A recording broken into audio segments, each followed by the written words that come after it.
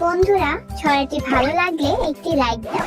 আর যারা যারা অনেক বুদ্ধিমান তারা এখনই নিচে কালো বাটনটি চেপে চ্যানেলটিকে সাবস্ক্রাইব করে আমাদের বন্ধু হয়ে যাও।